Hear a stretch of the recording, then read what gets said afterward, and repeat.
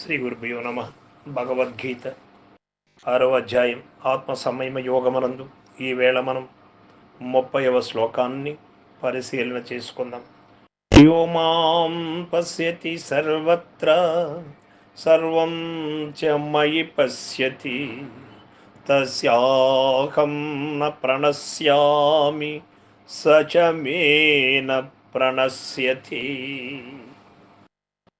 భగవానుడు చెబుతూ ఉన్నాడు, ఎవడు సమస్త భూతములందు నన్ను చూచుతున్నాడు మరియు నన్ను సమస్త భూతములందును గాంచుతున్నాడో అట్టి వానికి నేను కనబడకపోను, నాకతడు కనబడకపోడు అని భగవానుడు వాగ్దానం చేస్తూ ఉన్నాడు. ఇక్కడ శ్రీకృష్ణ భగవానుడు సర్వజీవుల యొక్క ఆత్మరూపుడు కావున క్రిందటి శ్లోకమునందు చెప్పబడిన యోగయుక్తుడు సర్వాత్మ దర్శనము గలవాడు సర్వజీవులందును శ్రీకృష్ణుని అనగా భగవంతుని యందు సర్వజీవులను గాంచునని అర్థము మనకు తెలియబడుతుంది. ఈ ప్రకారముగా ఎవడు సమస్త భూతములను పరమాత్మ యందు సమస్త భూతములను గాంచును అట్టి వానికిక పరమాత్మ కనబడక ఎట్లుండగలడు? ఇచట కనిపించుట అనగా ఒకానొక దృశ్య వస్తువును చూచినట్లు కాదు, సాక్షాత్కరించుట అనగా అనుభవించుట అని అర్థం, అనుభూతము చెందుట అని అర్థం. జీవుడు పరమాత్మలో ఐక్యమైన పిమ్మట ఇక ఇరువరును ఒకే చైతన్య వస్తువగుచుండ ఇక ఒకరికి తెలియక ఒకరెట్లుండగలరు? మరియు ద్వైత దృష్టితో చూచిన భగవంతుని యొక్క అనుగ్రహమెవనిపై ఉండగలదని ప్రశ్నకిచ్చట సమాధానము చెప్పబడినది. ఎవడు సమస్త ప్రాణికోట్ల యందును భగవంతుని అనగా దైవమును చూచును మరియు భగవంతుని యందు సమస్త ప్రాణికోట్లను వీక్షించును అట్టి వాని ఎడల భగవానునకు పూర్ణ అనుగ్రహముండునని స్పష్టమగుచున్నది. యాలయనగా సచమే నస్రణస్యంతి అనగా సచమేన ప్రణశ్యతి అనగా అతడు నాకు కనబడకపోడు అని భగవానుడు తెలిపాను. అతడు భగవంతుని దృష్టి యందు బడిననియు భగవంతునకు అతడు పరమ ప్రియుడనియు భావము మనకి ఇక్కడ తెలియబడుతూ ఉన్నది. సర్వజీవులు భగవంతుని బిడ్డలైనను తన్ను ఆశ్రయించు వారిని అతడు మిగుల ప్రేమించుచుండునని మనకు తెలియబడుతుంది. భగవద్దృష్టిని వారే ఎక్కువగా ఆకర్షింతురు. ఆహా, వారెట్టి అదృష్టవంతులు! వారి జీవితము ధన్యమైనట్లే. ప్రపంచములోని చిన్న చిన్న అధికారుల దృష్టి యందు పడుటకై పెక్కు అగచాట్లు పడుట కంటే భక్తి వైరాగ్య ధ్యానాదుల ద్వారా జగన్నాథుని దృష్టి యందు పడుట మంచిది కదా. వారి ఆశీస్సును బడయుటకై యత్నించుట మంచిది కదా. అయితే అది ఎట్లు లభించును? వారి కృపా కటాక్షం ఎట్లు అబ్బును? దానికి సమాధానం ఈ శ్లోకమునగలదు. ధ్యానాదుల ద్వారా సర్వ జీవరాశులలోను పరమాత్మ యందు సర్వ జీవరాశులను గాంచునట్టి అనుభవమును సంపాదించుకొనిన చాలును.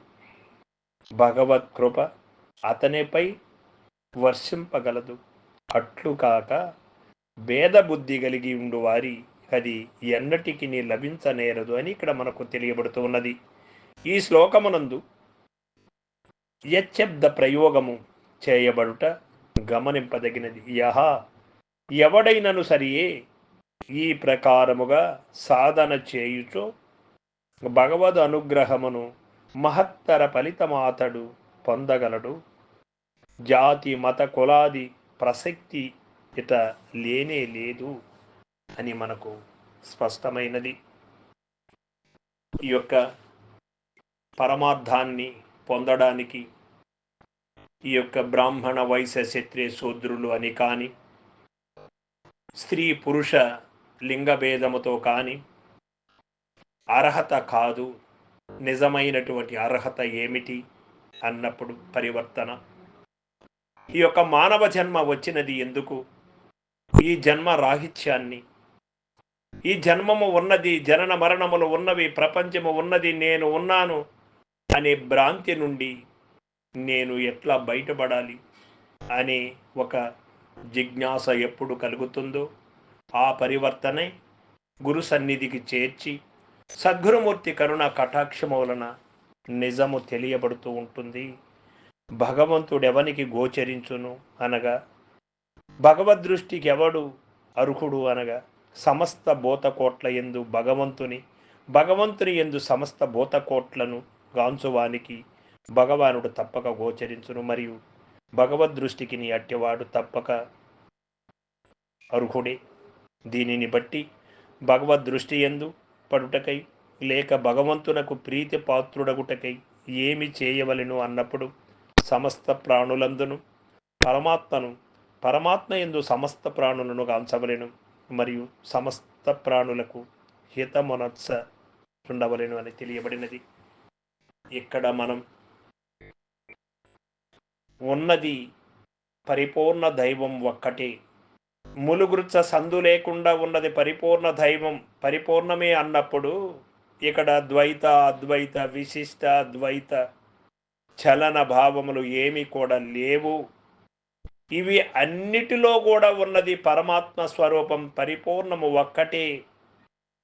అందుకే ములుగుర్చ సందు లేకుండా నిండి నివిడీకృతమై ఉన్నది పరిపూర్ణం అని మనకు అచల గురువరణ్యులు మహాత్ములు తెలియచేశారు. ఈ సత్యాన్ని ఎరిగినటువంటి వాడికి భేద బుద్ధి ఉండనే ఉండదు. అంతలో కూడా ఉన్నది సృష్టి పుట్టకముందు, సృష్టి వచ్చినప్పుడు, సృష్టి లయమైనప్పుడు కూడా ఆ వస్తువే ఉన్నది పరిపూర్ణం. దానికి ఈ యొక్క ప్రపంచంలో వేరుగా భేదభావములతో భేద దృష్టి ఎప్పుడు కలుగుతుంది అంటే నిజ దైవం తెలియనంత వరకే. నిజ దైవం గురుముఖత ఎరిగినటువంటి వాడికి సర్వములో కూడా పరిపూర్ణమే గోచరింపబడుతూ ఉంటుంది. కానీ ఎరుక అన్నది లేనే లేదు. ఎరుక అసలు పుట్టనే లేదు అని నిక్షేమునకు వచ్చేస్తాడు. సర్వం సద్గురు పాదార్పణమస్తు. జై గురుదేవ.